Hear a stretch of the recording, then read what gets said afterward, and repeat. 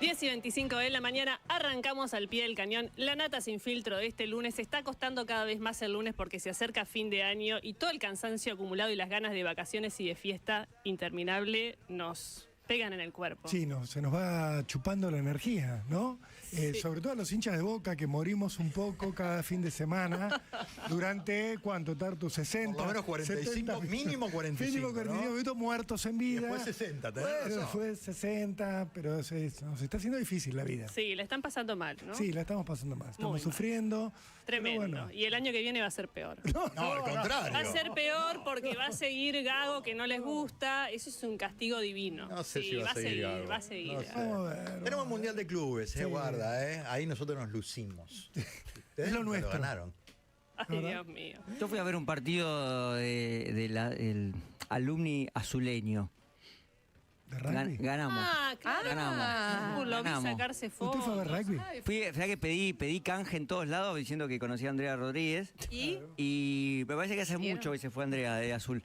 A uno me decían que sí, pero que no. Y mucha gente me nombraba a Juana Bugallo. Y sí. Se ve que, claro, hace fue menos hace tiempo. menos. Se fue hace menos tiempo. Sí. Pero yo chapeaba con las dos. Dije, Obvio. depende, viste, en el Por la piberío. ¿Lo pasearon en la autobomba de bomberos?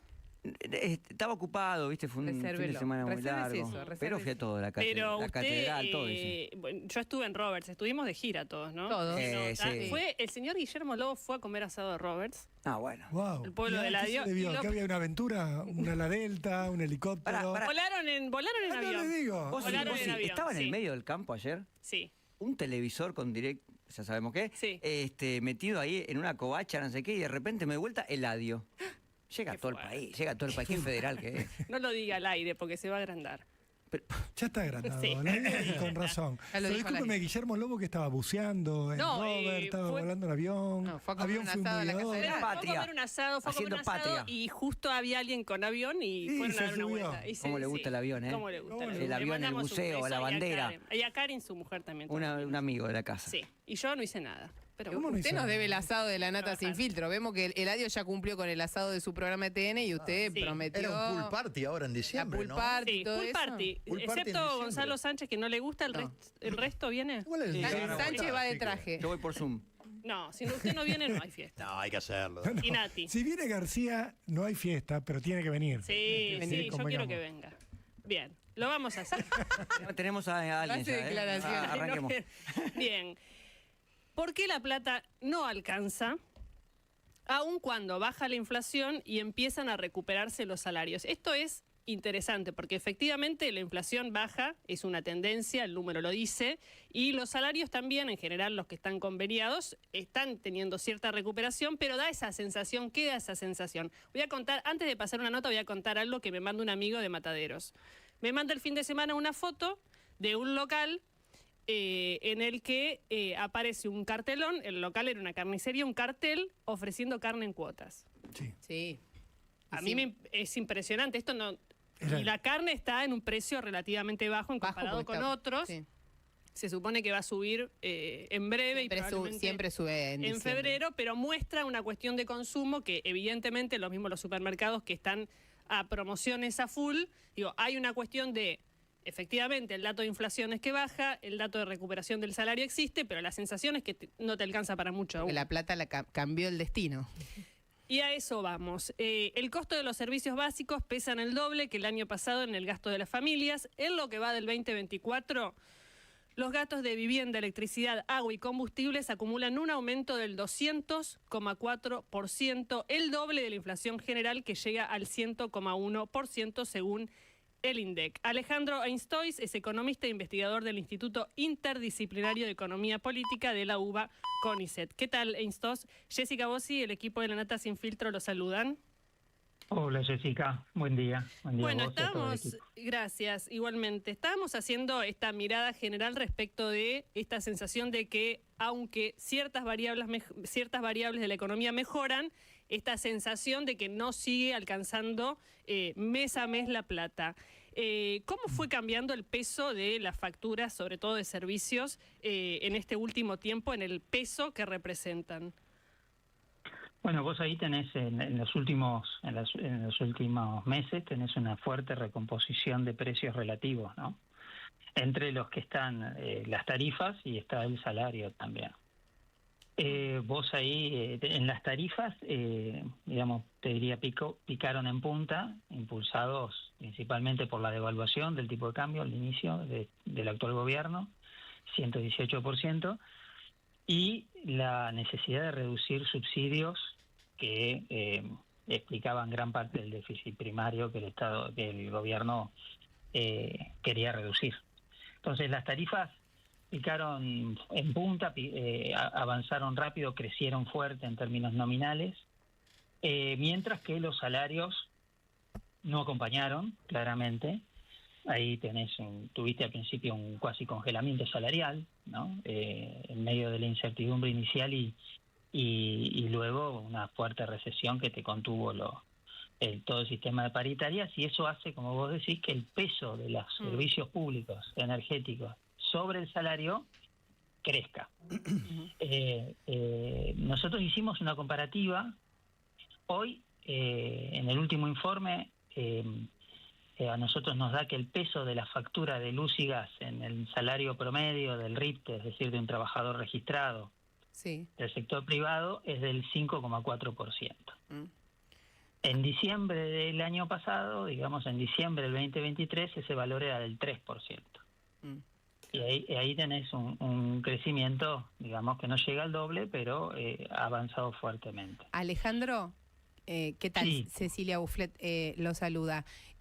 Ahora, a eso excede el área de análisis de ustedes, pero a eso hay que sumarle también el impacto del transporte, que probablemente tenga una incidencia más alta. ¿Han hecho alguna estimación de cuánto termina llevándose de ese salario promedio el gasto en servicios públicos cuando se agrega el transporte? No hicimos el cálculo. Lo que sí nosotros calculamos una canasta de servicios públicos todos los meses. En esa canasta de servicios públicos el transporte es, digamos, el que se lleva la mayor proporción de dicha canasta de consumo, que para el mes de octubre nos dio 134.400 pesos, y en ese importe más de 56.000 se llevó el gasto en transporte. Claro. ¿No? O sea que más o menos lo duplica al gasto. O sea, hay que pasar de esos 5 puntos, pasa al 10% del salario de un trabajador promedio. Y estamos hablando de los registrados, ¿no? Claramente al no registrado la incidencia es mucho más alta. O a un jubilado. La incidencia del gasto de la canasta que nosotros calculamos en el mes de octubre fue del 12,2%. Claro. ¿Y cuánto tendría que ser la recomposición de ese ingreso como para que baje el peso de lo que representan los servicios públicos? Mira, antes que eso yo te comento que ese 5,4% que hoy pesa en la canasta, en la factura de luz y gas, hoy es superior a lo que pensaba en los años 90, cuando el sistema funcionaba sin subsidios. En diciembre de 1995, el peso de la factura de luz y gas pesaba el 4,3%. En diciembre del 2001, antes de la crisis, pesaba el 4,7%. Hoy pesa el 5,4%. ¿Dónde está el problema? Que en diciembre del 2015, lo que hoy pesa 5,4, pesaba 0,3. Claro. Ahí está. Sí.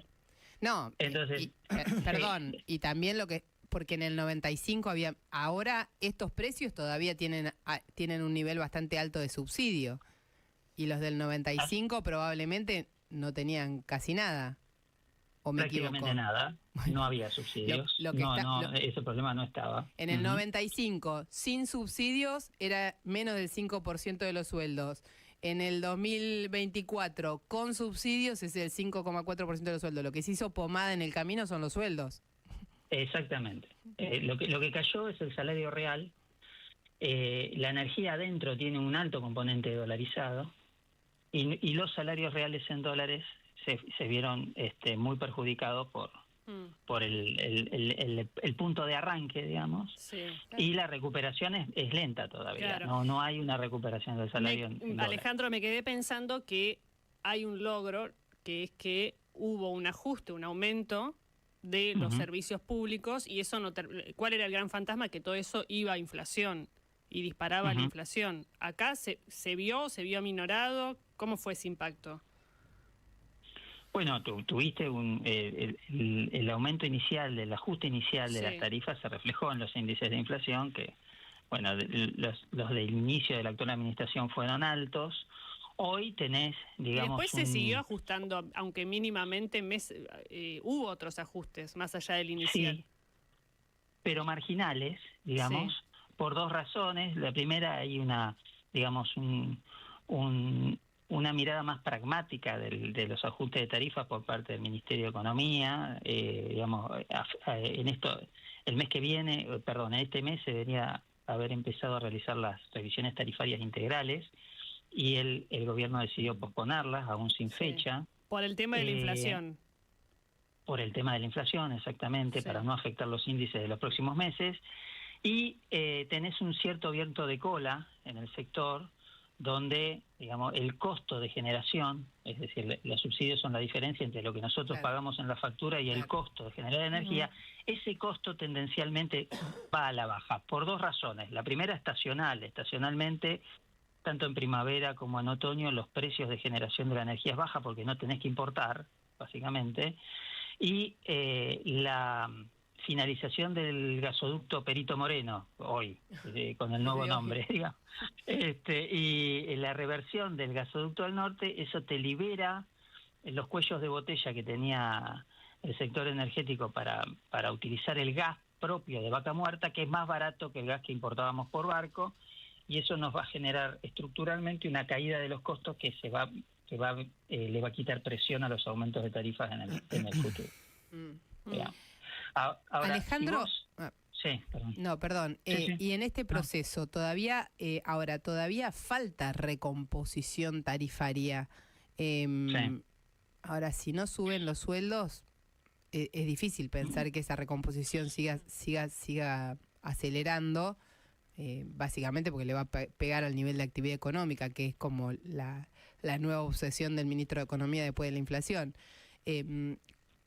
¿Cuál es la situación de estabilidad o viabilidad del sistema con este nivel de precios? ¿La gente paga la factura, los subsidios los está cubriendo el Estado y transfiere la plata o no?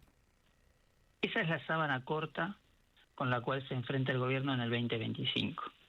Si vos mirás el presupuesto que envió el gobierno al Congreso, digamos, hay una nueva reducción de los subsidios que los ponen en un nivel de medio punto del producto.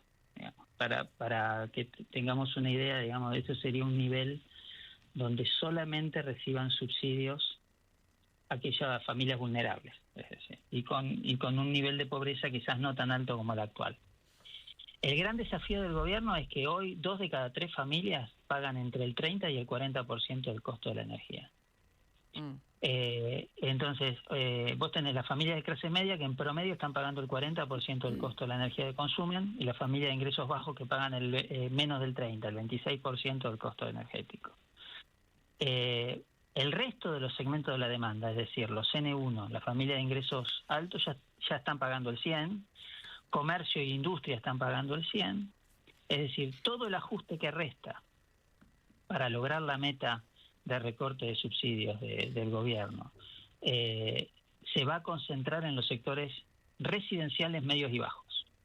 Y eso, digamos, es un desafío importante en un contexto de alta pobreza como el que vivimos, quizás de problemas de empleo, y la necesidad de que aumente el consumo para mantener el nivel de actividad económica, ¿no? Entonces, digamos, ahí el gobierno tiene una fina sintonía que manejar para ver cómo hace para dar el último paso para terminar con el problema de los subsidios y las tarifas.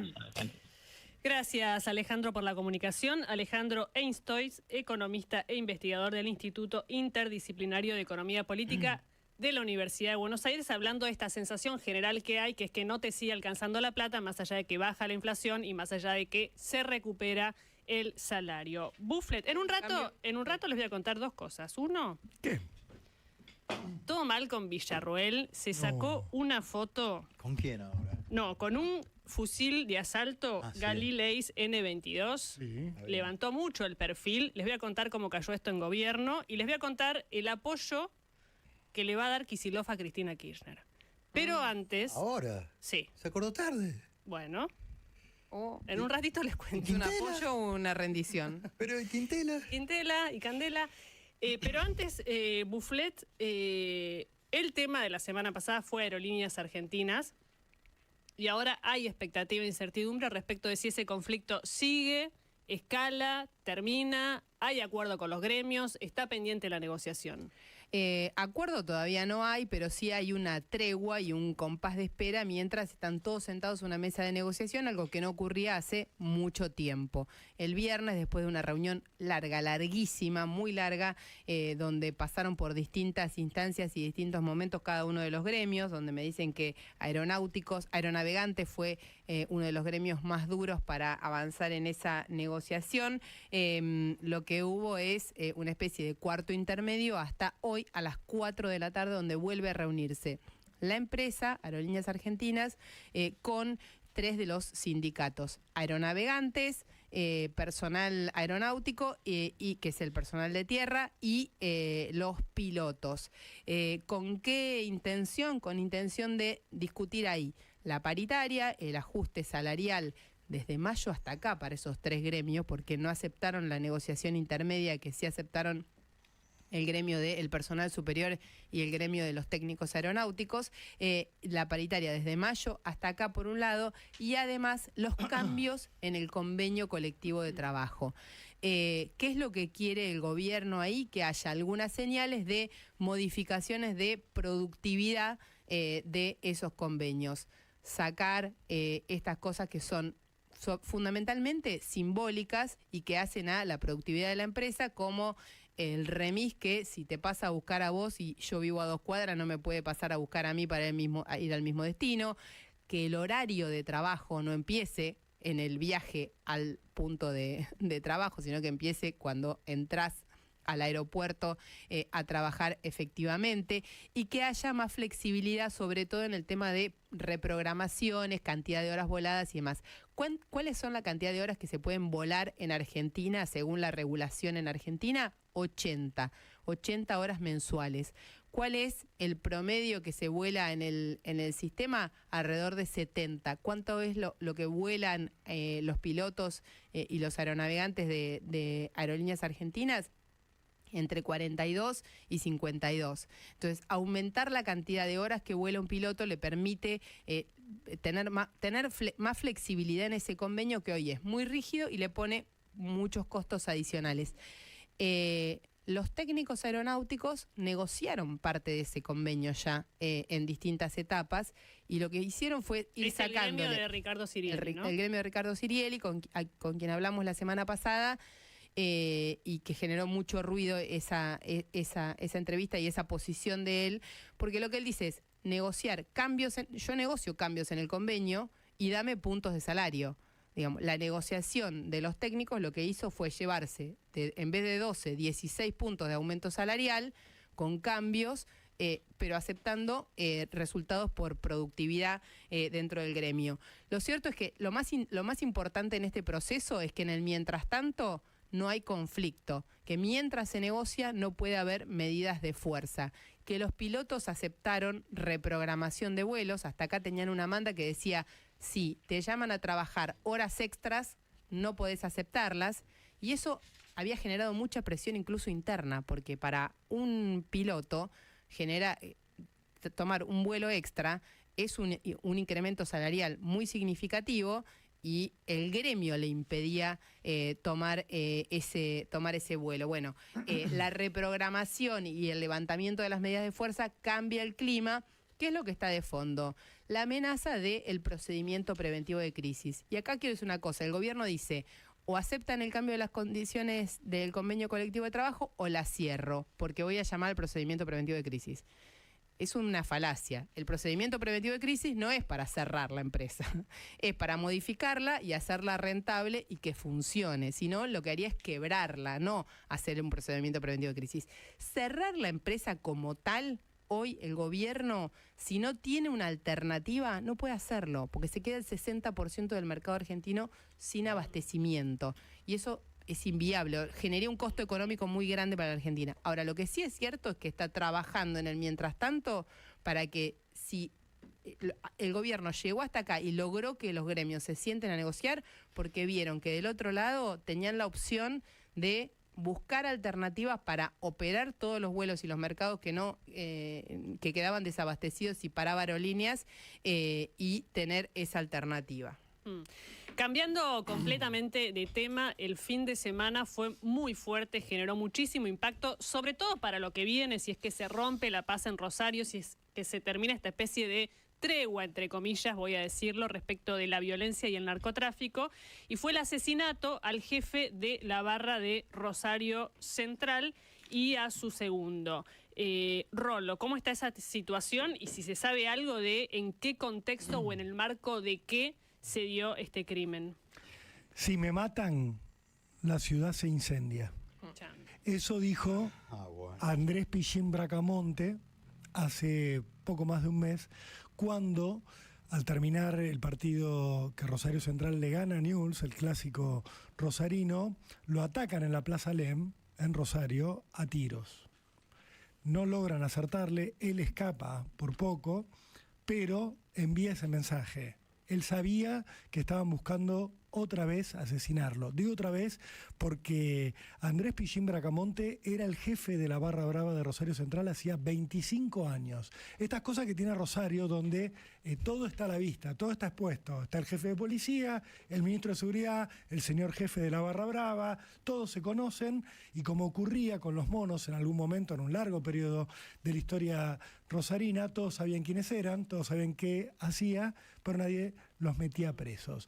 Bracamonte era uno de estos hombres, una persona que tenía una pata puesta en los negocios del fútbol, los negocios ilegales, otra pata puesta en el narcotráfico, muy importante, y otra pata, también muy importante, puesta en los negocios del sindicalismo.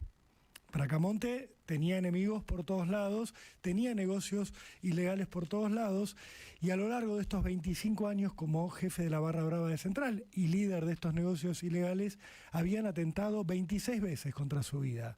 Lo habían baleado en al menos 10 ocasiones, pero siempre había logrado, obviamente, sobrevivir.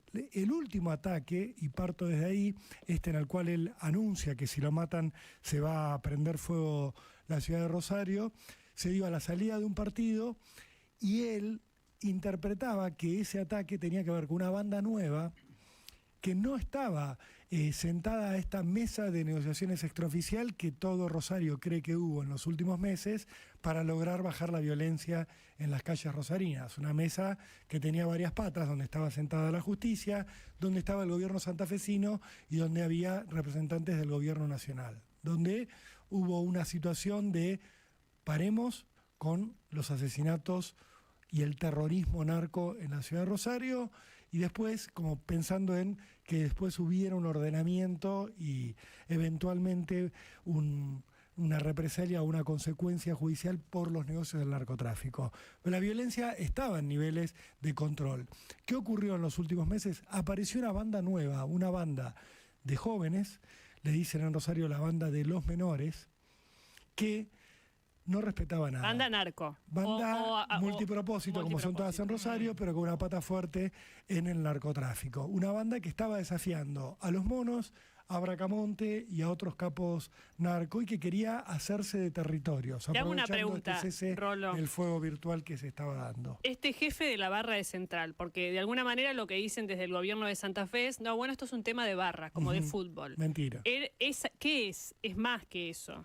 Por eso te digo, a él lo estaban desafiando. Sí. Estaban tratando de sacarle un territorio narco, no un territorio de fútbol. Los menores es un tema narco. Lo van a buscar para hacer pata ancha en el mundo del AMPA. Se sabe que Bracamonte dominaba a nivel venta de drogas partes del norte de la ciudad de Rosario y del noreste de la ciudad de Rosario. ¿Sabe? Cuando uno hace el mapa de la distribución de los territorios narcos, Bracamonte desde hace años tenía estos territorios que estoy mencionando, siempre un mapa imperfecto, obviamente no son jurisdicciones que tengan un límite demarcado claramente, pero él dominaba esa zona.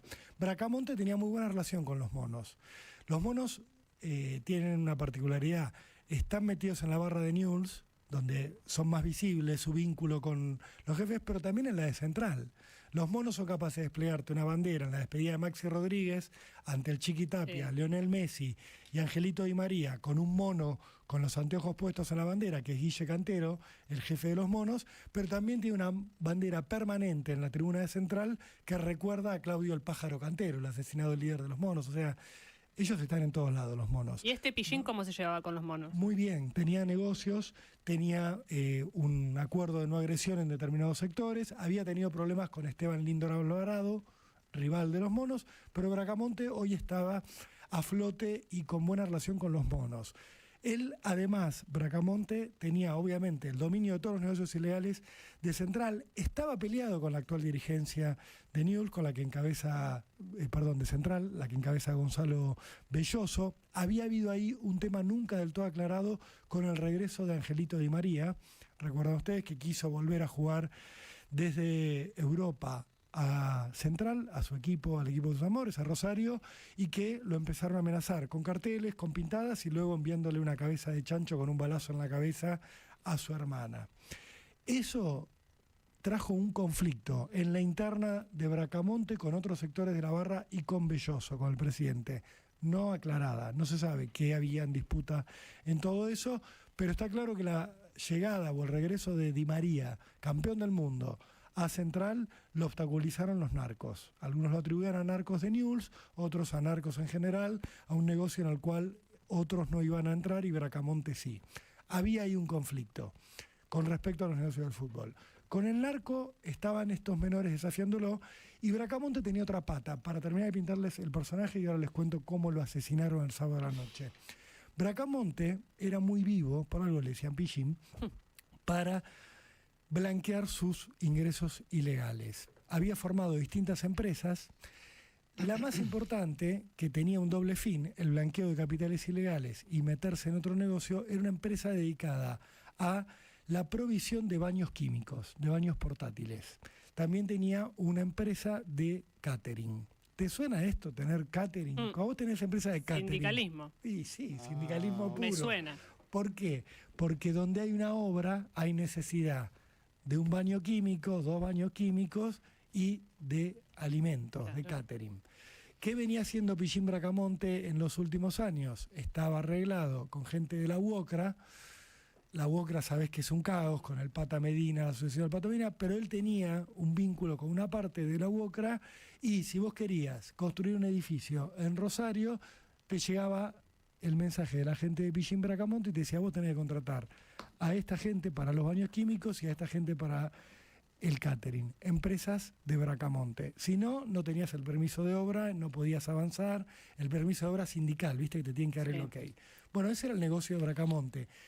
Había ido preso en los últimos tiempos Bracamonte, por un lado por una causa de amenazas, por otro por lavado de dinero.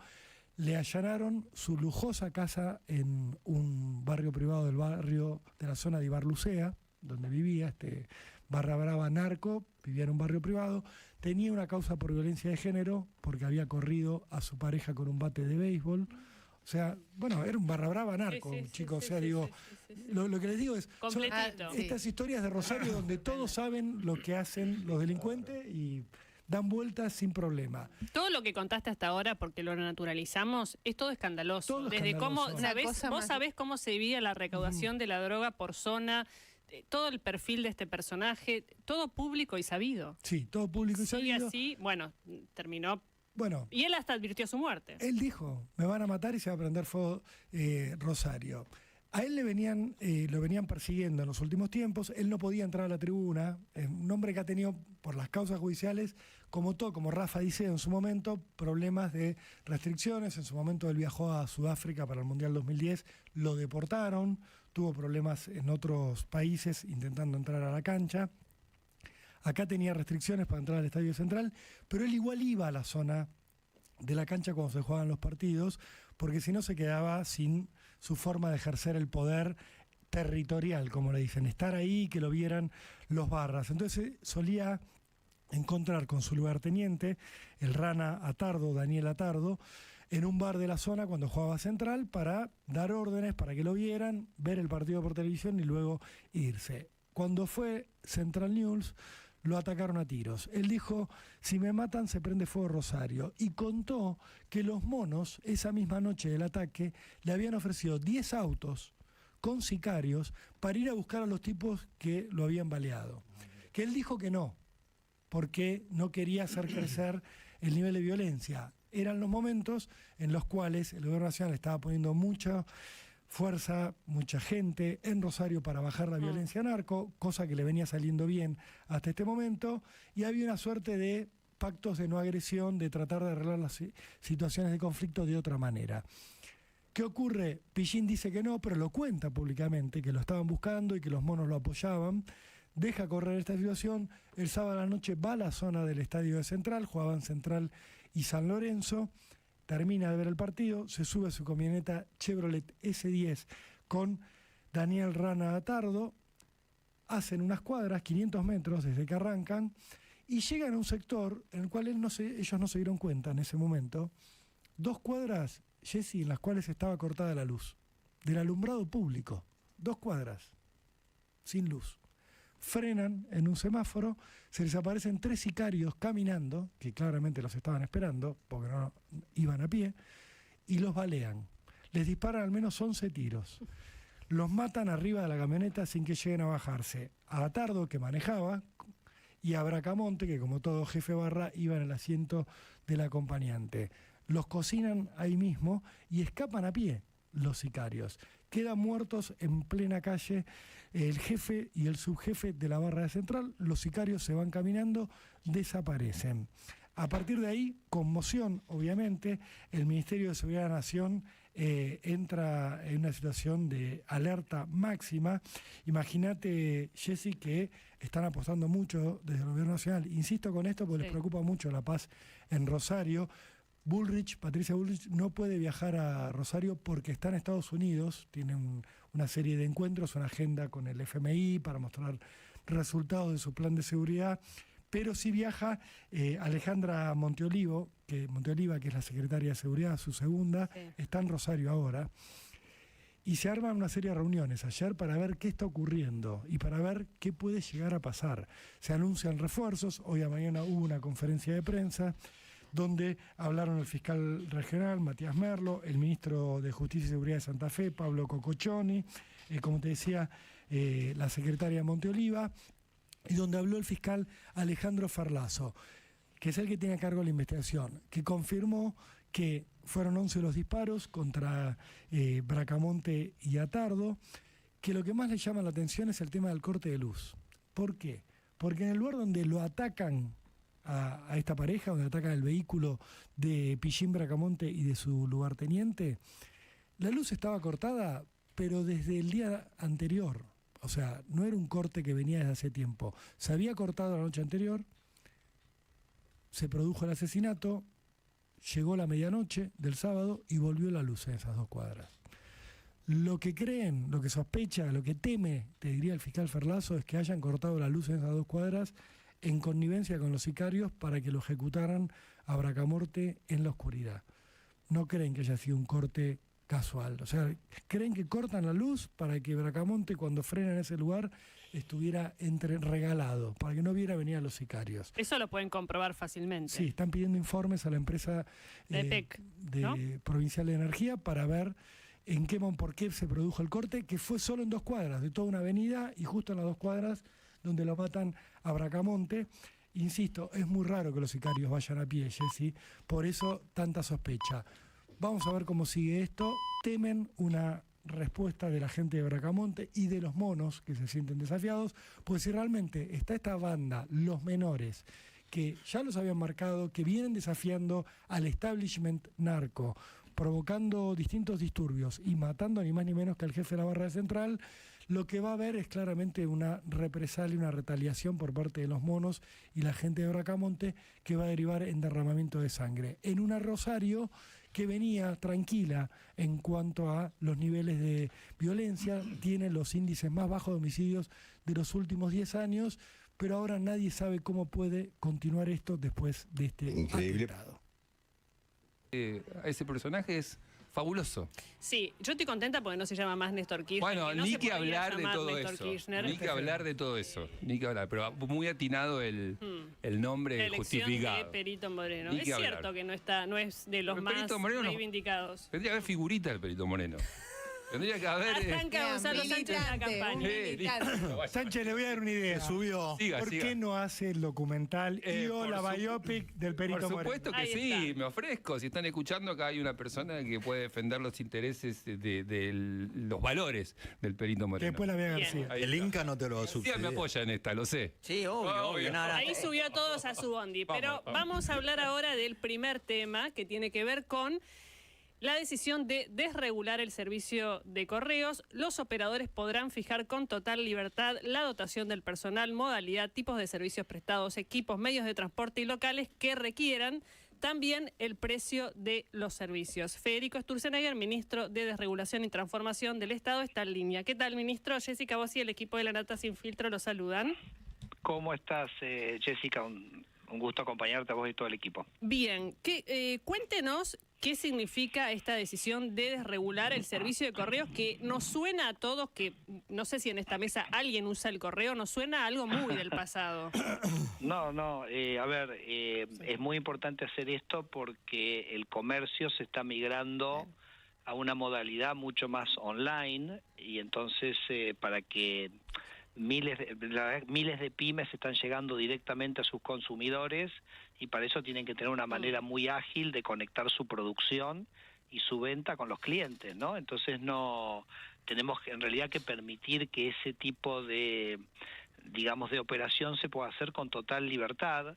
Antes lo que es muy interesante toda la historia, ¿no? Porque nosotros, esto arranca con una ley de onganía, la 20.216, que lo que hace es le daba el monopolio total al correo argentino para lo que es, digamos, era todo, ¿no? Todo era bien militar, ¿no? Era una ley que tenía barbaridades, como que le permitía al correo oficial abrir las cartas o pedir de abrir las cartas cuando pensaba que tenía información que al Estado no le gustaba. Después, en los años 90, Cavallo hizo una desregulación bastante grande de este régimen que medio configuró el sistema como es hoy, que hoy hay muchos prestadores de correo, como todos sabemos, en un mercado que iba cambiando mucho, porque como bien dijiste al principio, la gente dejó de mandar cartas y hoy básicamente es el tema de encomiendas lo que es más importante, quizás telegramas y cartas certificadas es, digamos, lo único que queda a nivel de postal. Pero ese régimen de desregulación que se hizo en los años 90 todavía requería trámites muy complejos para ser parte del mercado postal y eso es lo que se elimina hoy, ¿no? O sea, básicamente ahora vos simplemente querés dedicarte al manejo de encomiendas, básicamente avisás al gobierno que estás haciendo eso y lo haces como cualquier hijo de vecino y con total libertad. Entonces esos son los primeros cambios que hacemos. Lo otro que hacemos es que permitimos que todo lo que es cartas certificadas y telegramas se pueda validar la identidad de manera remota, con lo cual pasaría a poder existir un servicio de cartas certificadas y telegramas donde vos no tengas que ir a ninguna oficina porque lo vas a hacer remoto o lo vas a hacer remoto.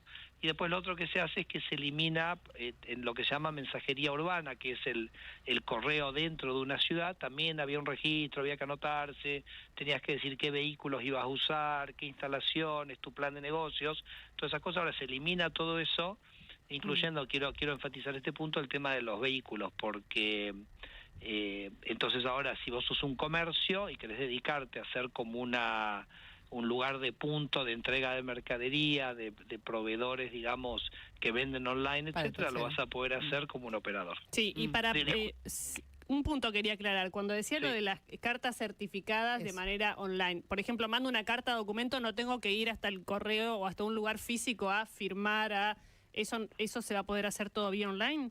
Claro, es justamente lo que estamos permitiendo es que, digamos, establecimos los mecanismos de validación de identidad para la emisión de esa carta documento y bueno, ahora, digamos, como todo lo que hacemos nosotros, ¿no? Nosotros ampliamos las libertades, permitimos que existan negocios, o sea, sacamos al Estado del medio.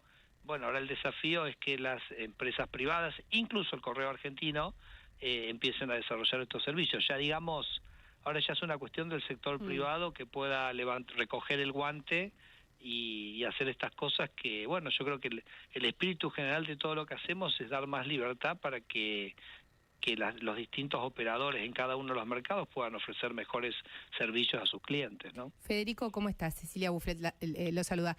Entiendo que esto va a permitir que muchas empresitas de correo, distribución y logística que ya existían y estaban bastante flojas de papeles porque no podían cumplir con esas normas, que igual no se chequeaban y no se supervisaban, ¿pueden pasar a la formalidad? Totalmente. Mira, todo lo que es, toda la agenda de desregulación es una agenda pro pyme. Porque vos pensás que toda la regulación es una cosa que por ahí una empresa grande lo puede transitar, claro, pero la pyme no. Entonces, la agenda de desregulación es una agenda que es anticorrupción y pro pyme. Pro formalización, claro. Y pro formalización. Entonces, en el caso puntual esto es el canillita, el comercio, el repartidor de Uber, el repartidor de Rappi, etcétera, quedan todos habilitados porque en lo que es mensajería urbana también se permite que participen lo que se llama personas humanas, o sea, Juan Pérez quiere, digamos, hacer esto, listo, simplemente avisa, Juan Pérez se va a dedicar a esto y avanti, ¿no? Empieza a poder hacerlo con total, como vos decís, seguridad jurídica, legalidad, porque, a ver, el correo quizás, yo digo, en el siglo, la Constitución de los Estados Unidos le obligaba al gobierno federal tener un correo. ¿Por qué? Porque en el siglo XVIII, 1780, el correo casi que era una manera de integrar la nación. Sí. Pero eso te imaginas que ya esto es un concepto totalmente perimido. Hoy la paquetería es el manejo de encomiendas es una actividad comercial como cualquier otra, no requiere un régimen especial, así que... ¿Y qué pasa con lo que es carta documento y este tipo de herramientas que son de uso legal, digamos, que usa la justicia, que se usan para notificaciones legales y demás? Claro, ¿tiene que tener ahí hay alguna barrera de entrada o hay alguna certificación de la calidad del servicio o la garantía de notificación que hace la empresa? No, la calidad de servicio no, porque eso lo va a definir el cliente. Lo que sí, hay ciertas restricciones de verificación de identidad que tienen que estar determinadas y satisfechas en una comunicación fehaciente. Lo que nosotros hemos dicho es que esa verificación de identidad se puede hacer de manera remota, ¿no? Entonces, esperemos, digamos, que las otras empresas de correos, y repito, incluso Correo Argentino, puedan ofrecerte enviar un telegrama desde tu casa, que te puedan ofrecer hacer una carta de documentos desde tu casa, y repito, ya va a ser un desafío de ellos, legalmente quedan habilitados para hacerlo. Ahora, hasta ahora, ¿carta de documento se podía mandar solamente por el Correo Argentino o también lo podrías mandar con Andreani, con Oca, con...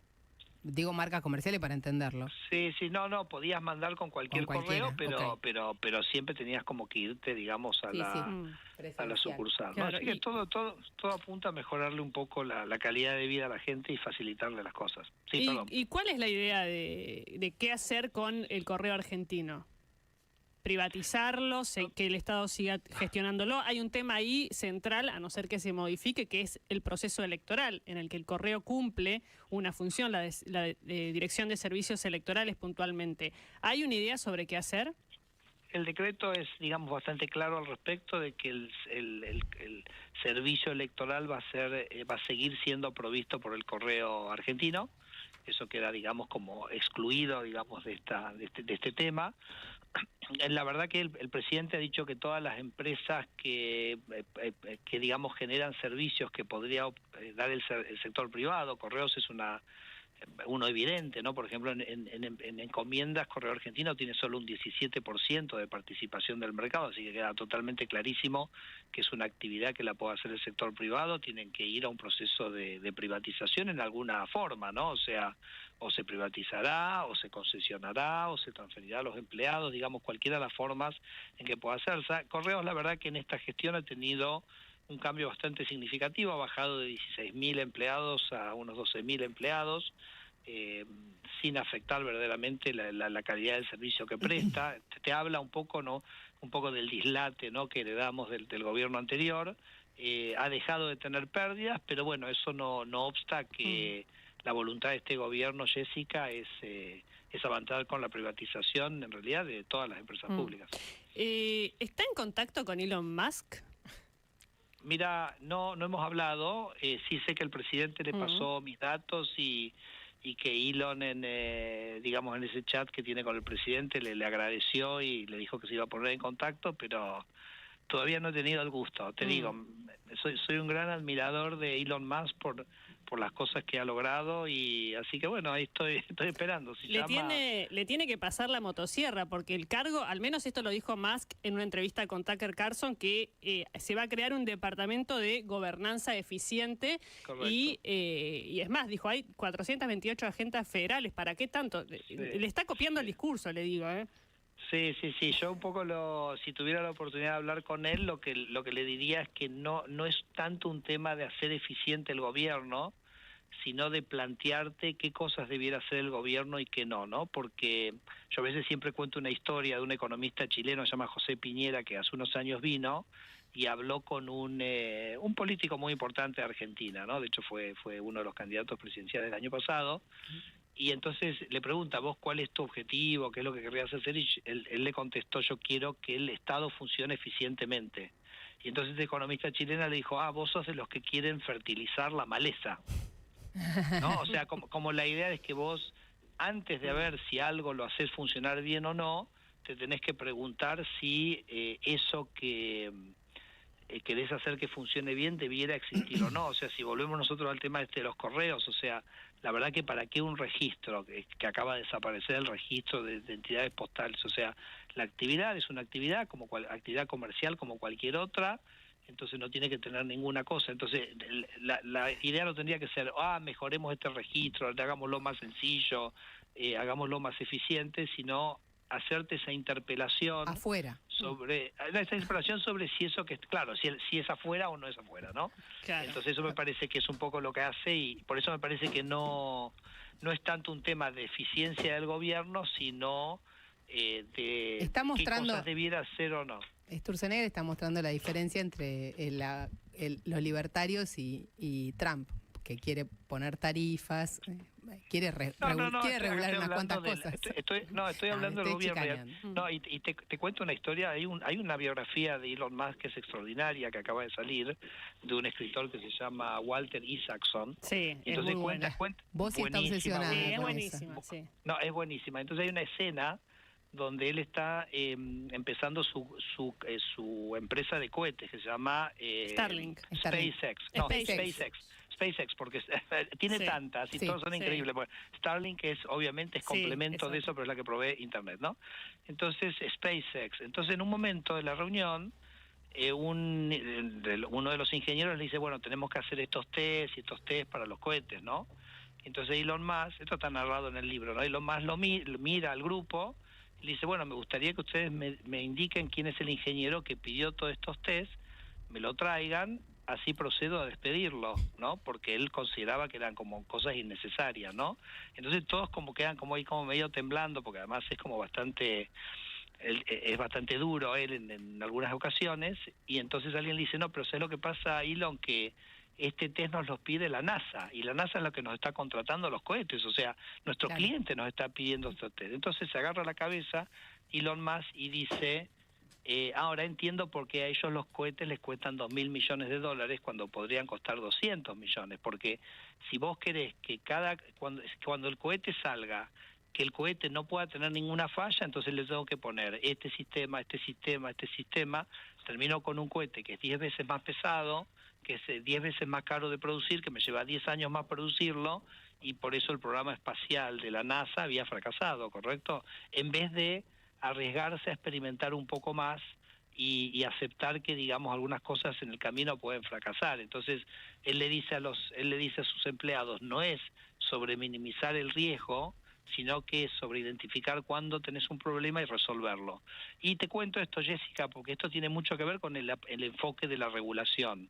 Porque cuando vos ves la regulación de un país, lo que encontrás es que el regulador tiende a pensar todos los riesgos posibles y tratar de evitar todos los riesgos, ¿no? Yo digo, bueno, si queremos que no haya accidentes cuando la gente cruza la calle, prohibamos, podrías decir, bueno, prohibamos que la gente cruce la calle, ¿correcto? Sería un absurdo.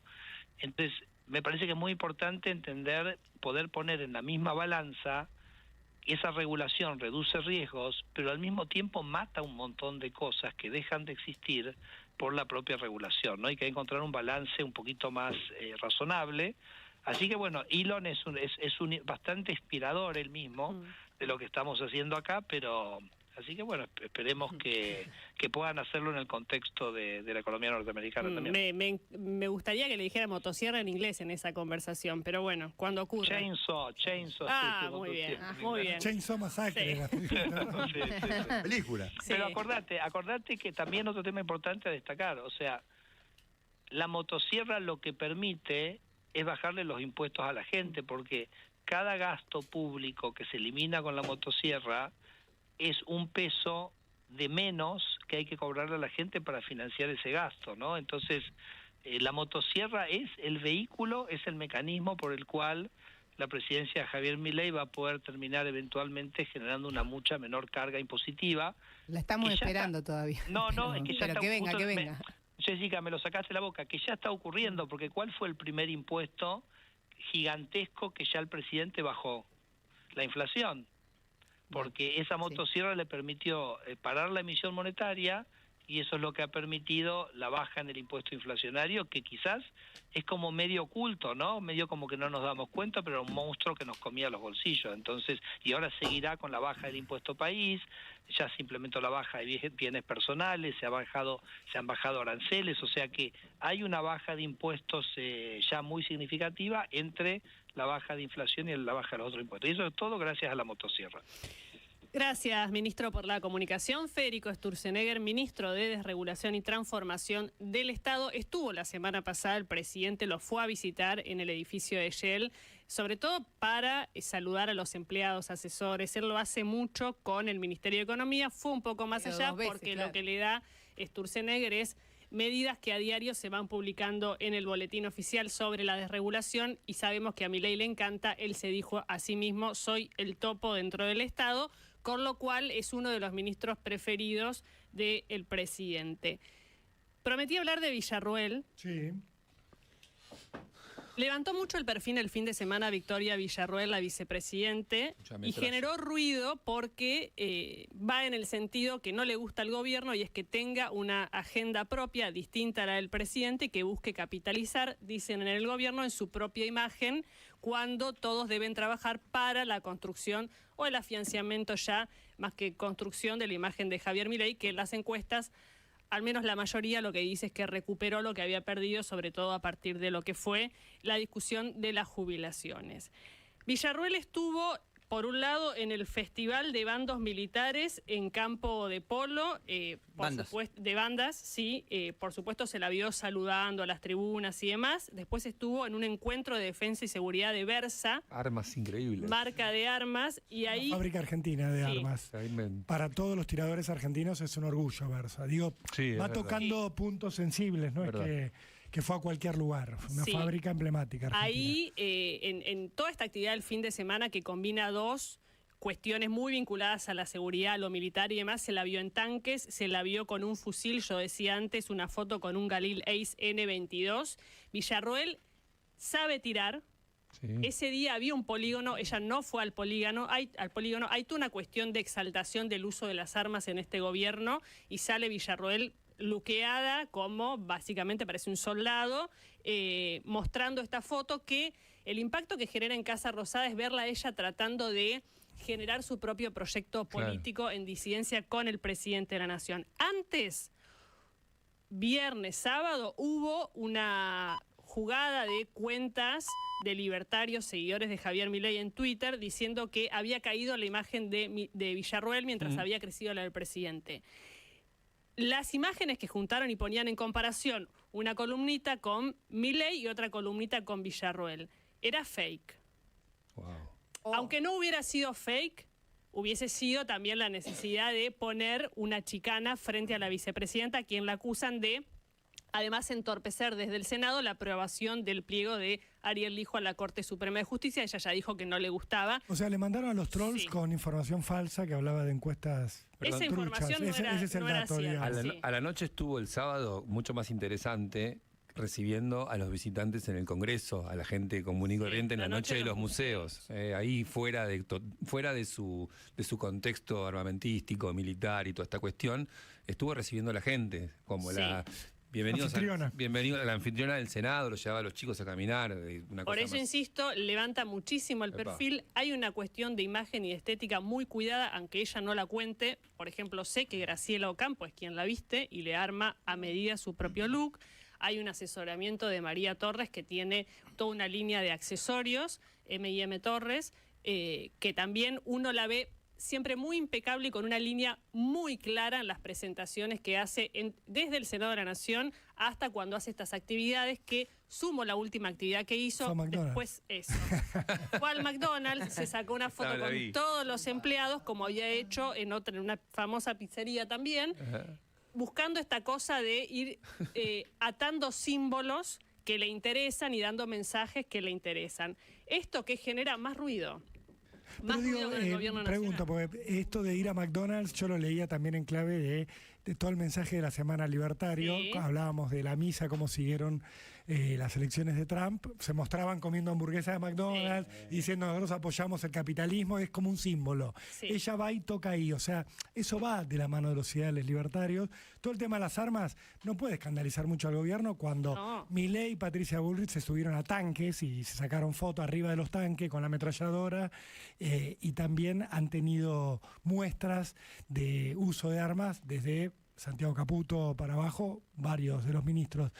¿Qué es lo que jode entonces el gobierno? Si lo que ella está haciendo va con la liturgia libertaria. Va con la liturgia, pero lo que dicen es para ella, no es para el presidente.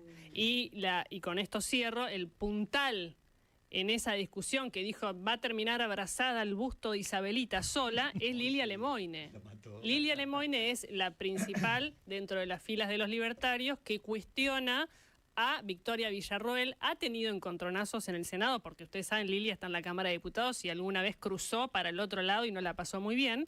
Eso cuentan, con lo cual ella es una de las personas que más sostiene el cuestionamiento por dos cosas. Uno, la falta de confianza. Hay toda una novela que la vincula a Villarroel con una especie de esmerilamiento del presidente para quedarse con el poder.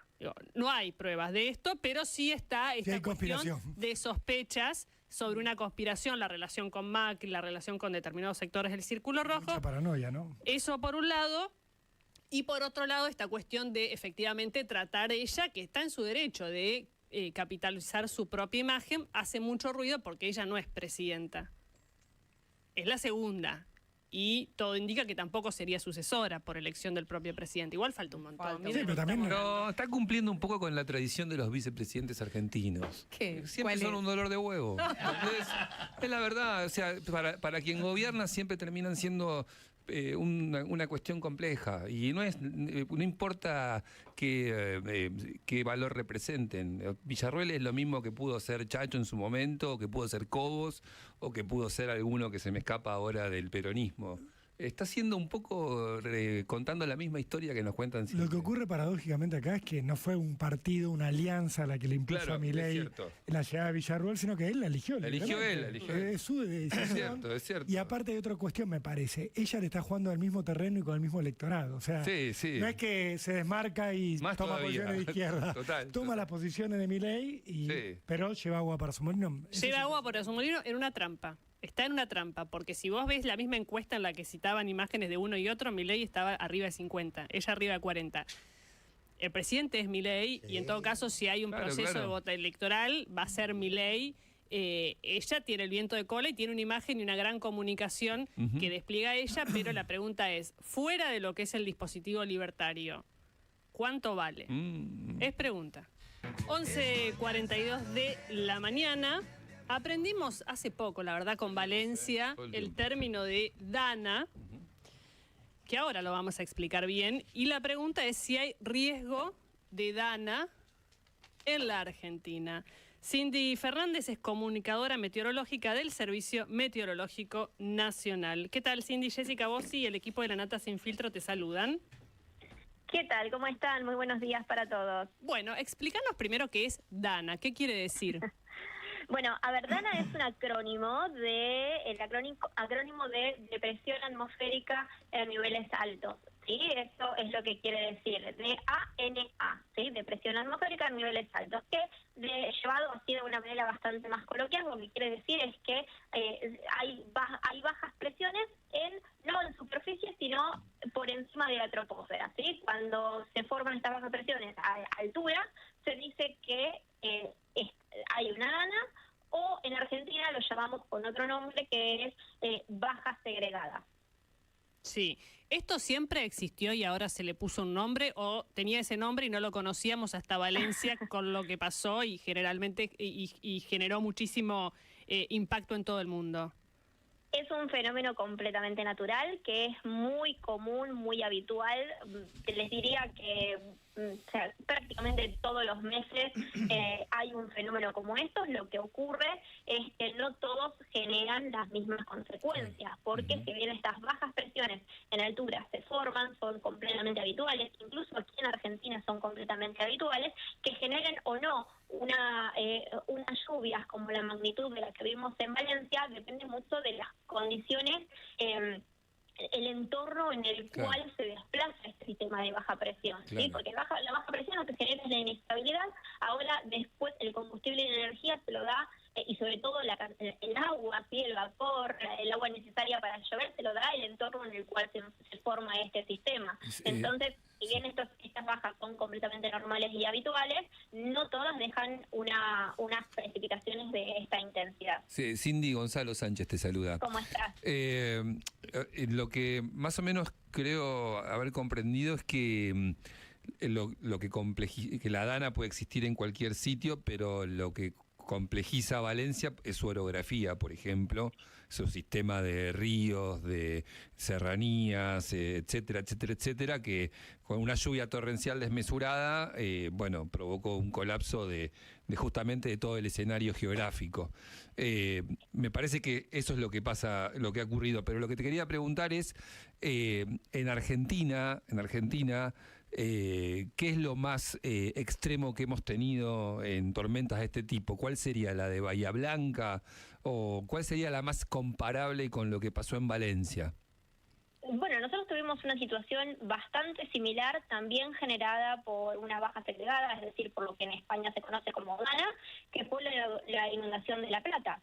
Claro, ¿Sí? La Recuerdan Plata. el año 2013, la inundación de La Plata fue causada por una baja segregada, y la magnitud de las precipitaciones fueron bastante similares a las que ocurrieron en Valencia. Tengan en cuenta de que en La Plata se registraron 400 milímetros de lluvia en 4 horas. Claro. ¿Sí? Estamos hablando de una magnitud muy similar a lo ocurrido Con 90 muertos, además.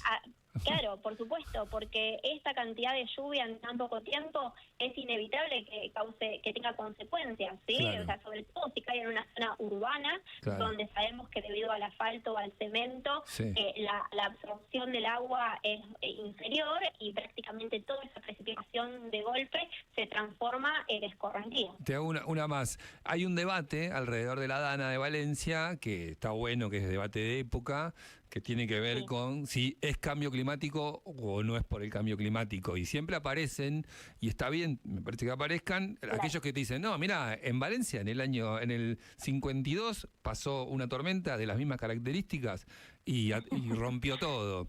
Entonces, está bien, hay un debate vienen los que dicen, esto es el cambio climático, y pareciera que es el debate, la idea que se instala, pero después aparecen datos de que no, que esto pasó siempre.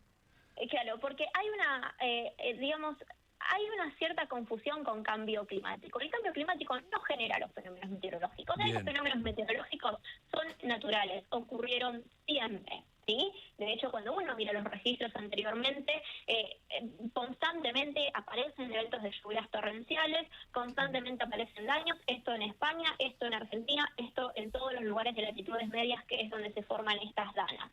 Ahora, lo que hay que entender es que el cambio climático lo que hace es predisponer los ingredientes y las condiciones para que estos fenómenos ocurran de manera más seguida, ¿sí? Ocurran de manera mucho más frecuente, pero además que tengan todos digamos, todo el combustible necesario para que cuando ocurran, además de ocurrir más seguido, se intensifiquen. De hecho, algunos estudios preliminares que se han hecho ahora en el sur en esta zona en el sur de Valencia, ¿sí? en la costa de España, sobre las consecuencias de la dana, han encontrado, ¿sí? hasta ahora, que la ocurrencia de danas con lluvias torrenciales se duplicó en el clima actual que si no hubiéramos tenido cambio climático, ¿sí? Es decir, que ahora ocurren el doble de frecuente. Y además, cada vez que ocurren estas danas con lluvias torrenciales, son entre un 12 y 15% más intensas que si no hubiéramos tenido cambio climático. Y había que preguntarte algo más para completar, que sos muy ilustrativa y muy gráfica.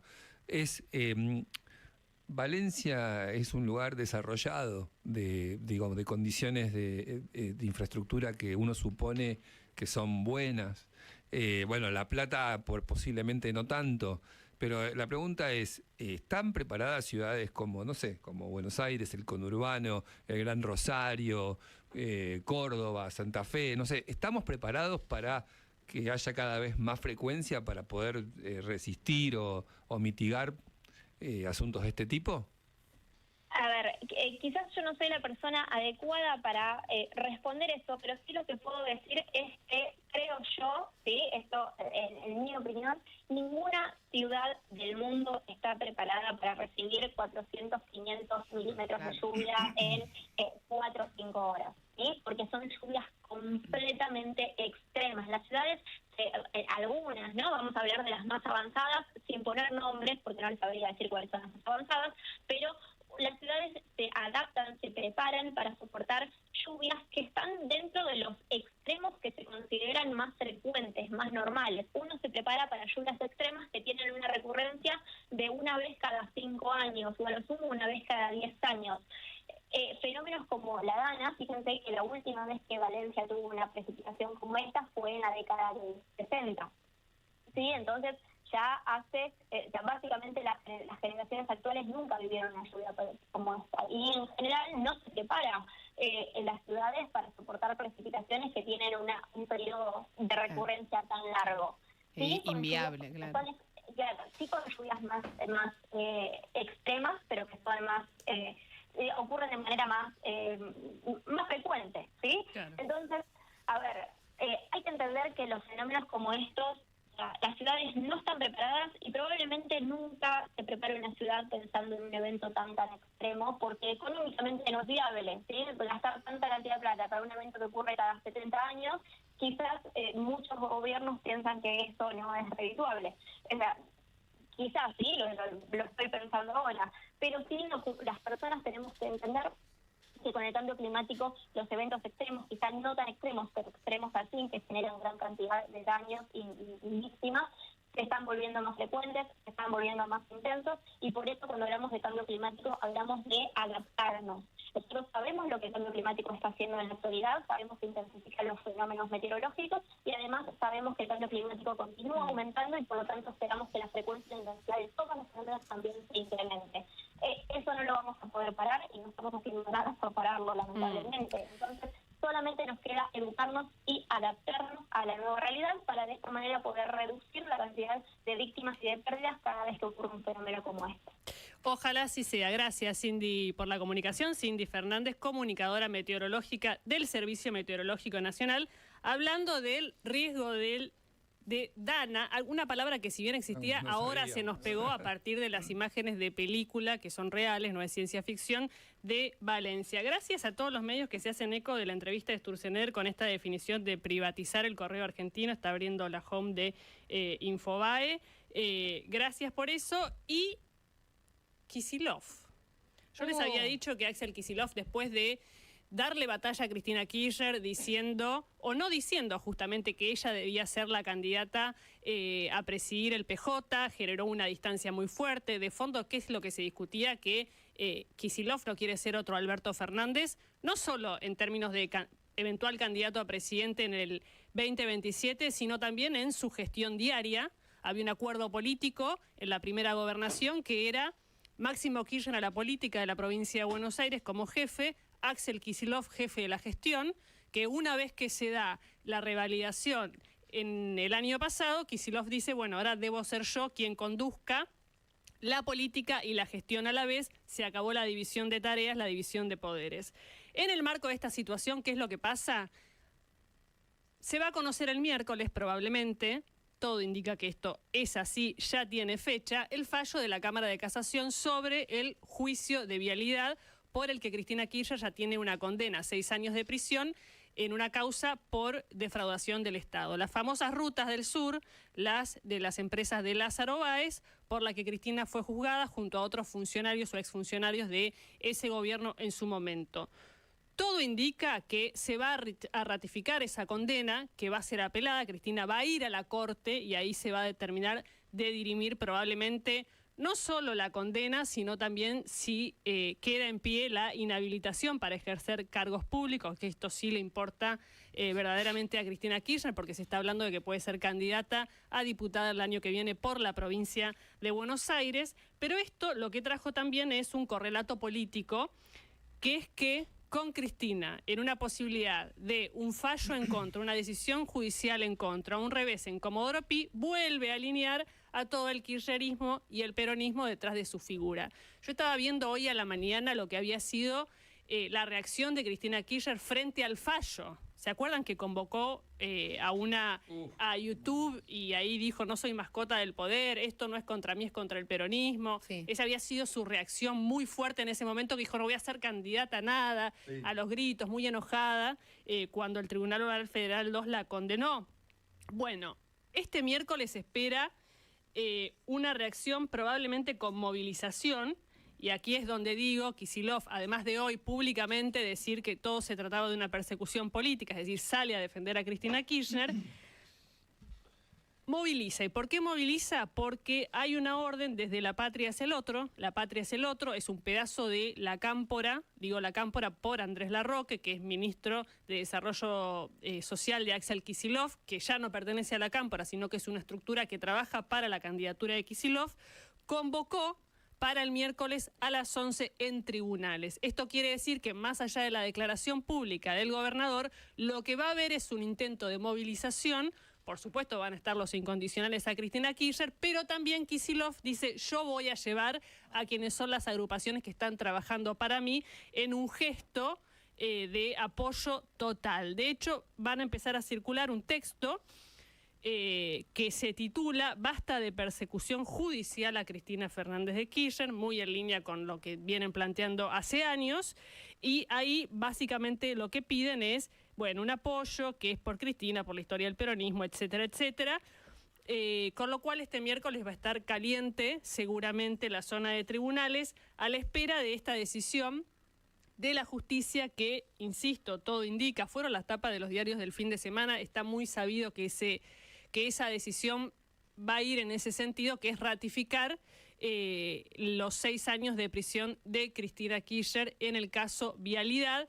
Los fiscales pedían más, estaban hablando de asociación ilícita, otra cantidad de años. Algunos dicen, la termina sacando muy barata Cristina Kirchner. Otros dicen, bueno, ya está, es una condena. Esto es una mancha que la propia Cristina, cuando dice es la condenada, se está haciendo cargo de lo que implica este tipo de más allá de la cantidad de años y todo, la condena es lo que así es. Pone en un lugar complicado. Totalmente. Así que... pero igual puede ser candidata. Puede ser... No está ficha limpia todavía. No está ficha limpia. Es el absurdo, no por Cristina, de este país, ¿no? Puede estar condenado y ser candidato a lo que sea. Sí. Yo he entrevistado a procesados por violación que desde la cárcel eran candidatos. Cositoto digo, por eso. quiere ser candidato en las próximas elecciones, muchachos. Y Digo. puede serlo. Sí. Digo, es el absurdo de las leyes argentinas, más allá de Cristina. Sí, porque además el proyecto de ficha limpia, que está en la Cámara de Diputados, que tiene acuerdo de distintos sectores políticos, es el más, entre comillas, iba a decir polite, es como el más suave. ¿Por qué? Porque algunos decían, no, entre la condena en primera instancia ya está. Este habla de condena de segunda instancia. Ok. O sea, está hablando de una condena de un tribunal oral, una condena de la Cámara como la que va a tener ahora Cristina Kirchner. O sea, está haciendo Daría. Lo que le decíamos Sí. doble conforme. doble conforme. O sea, había otros que proponían, algunos hablaban de solo procesamiento, cosa que es completamente es. discutido, que Claro, puedas... porque haces una denuncia y Sí, tal, claro. un procesamiento no es en firme, es como mucho menos en el proceso, en lo que es el estado de un proceso judicial. Ahora, quizás no sale ficha limpia. Claro, bueno, ¿Por qué? ahí está. Y también es cierto que probablemente no sea retroactiva. Digo, lo puede discutir. Sí. En cuanto estoy pensando en Cristina hablando de proscripción el día de mañana, Eso es si una sale la mentira, ficha limpia. Y además Obvio, al porque- gobierno le porque la conviene condena Cristina sería previa. Cristina candidata siempre para el gobierno. Siempre. Es Cristina un desafío ese, ¿eh? Porque Claro.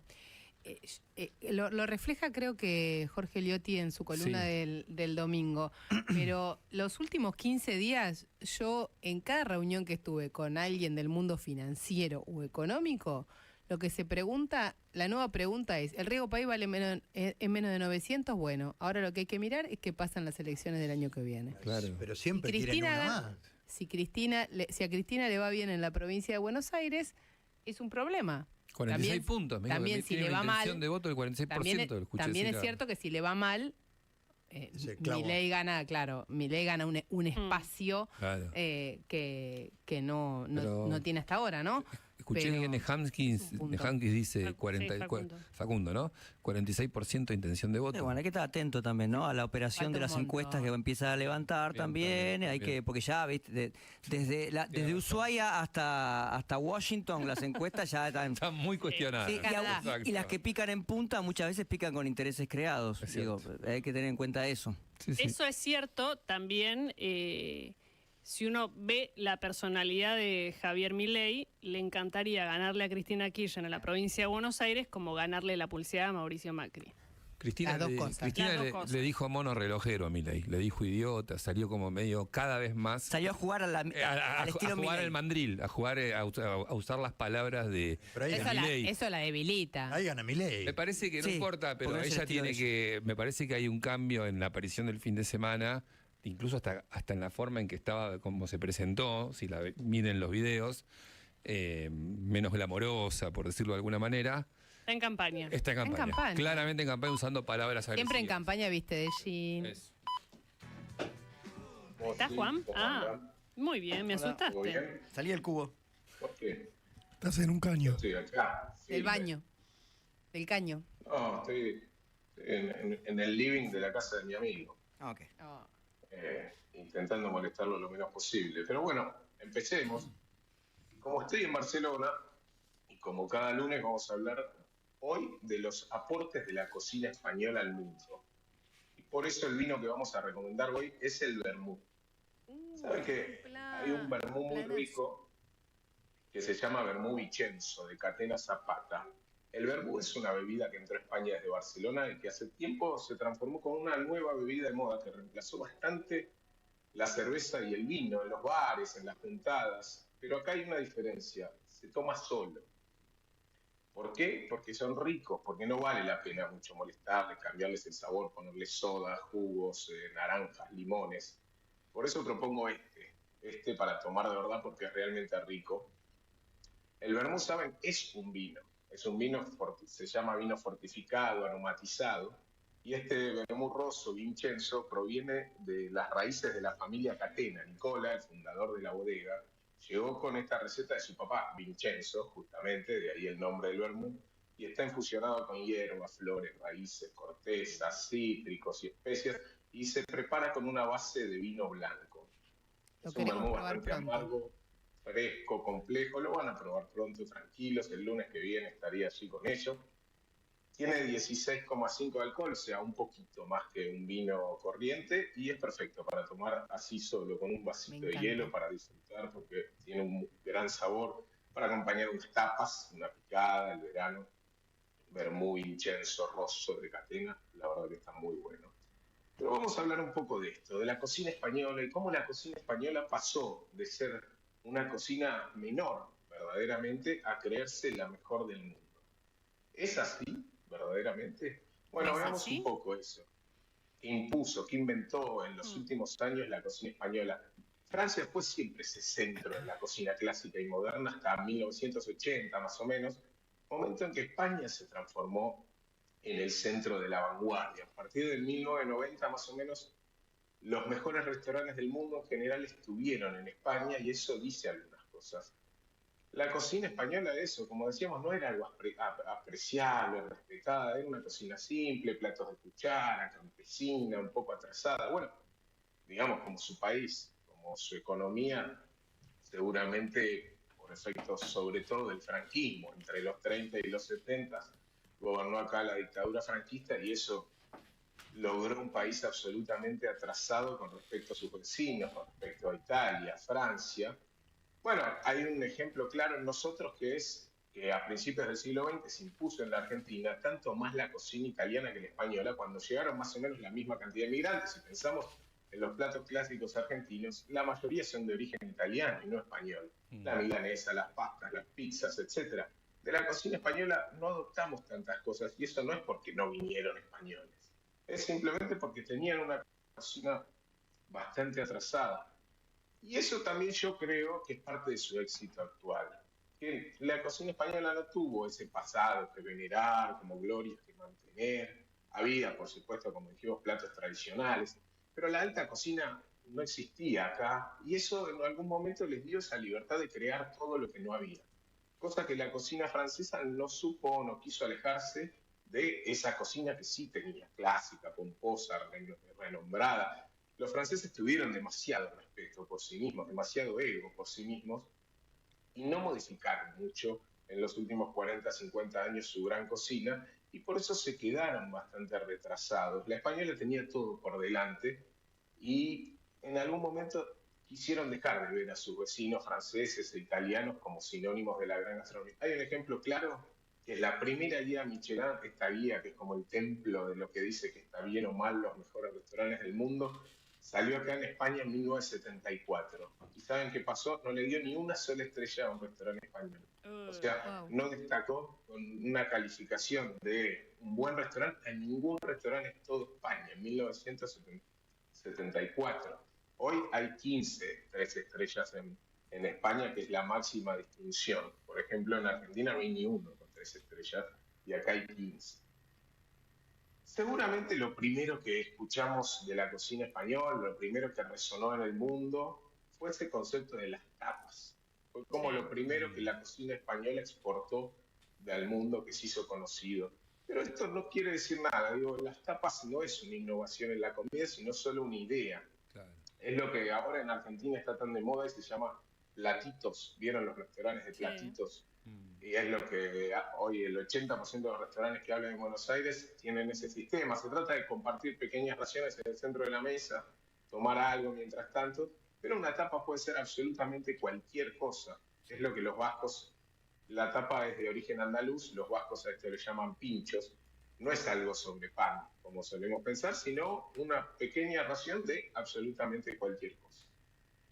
La idea de la tapa tiene un mito curioso que dice que en el siglo XIII el rey Alfonso X decidió que había que tapar los vasos para que no entraran bichos en ellos y que además se pusiera algo de comida sobre estas tapas para evitar que la gente se emborrache muy rápido.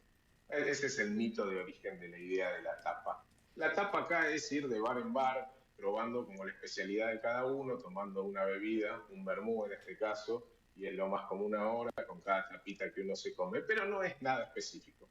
El gran momento de la cocina española llegó a fines de los 90. Ahí todo cambió y su cocina se impuso como la vanguardia gracias a un restaurante que se llama El Bulli, que cerró en 2011, de un muchacho llamado Ferran Adrià. Era un restaurante que estaba más o menos acá cerca, en la Costa Brava, en la costa del Mediterráneo, a unos 60-70 kilómetros de Barcelona. Y en ese momento era el mejor restaurante del mundo, pero eso no es lo importante, sino lo importante es que revolucionó y cambió todo el paradigma de la cocina. Nunca la gastronomía mundial cambió tanto como esos años con el bully. Cambió toda la forma de preparar, de pensar, de presentar lo que podía ser un plato de alta cocina. Además, puso a la gastronomía en otro lugar. Fue el primero en el que el chef se transformó en un rockstar.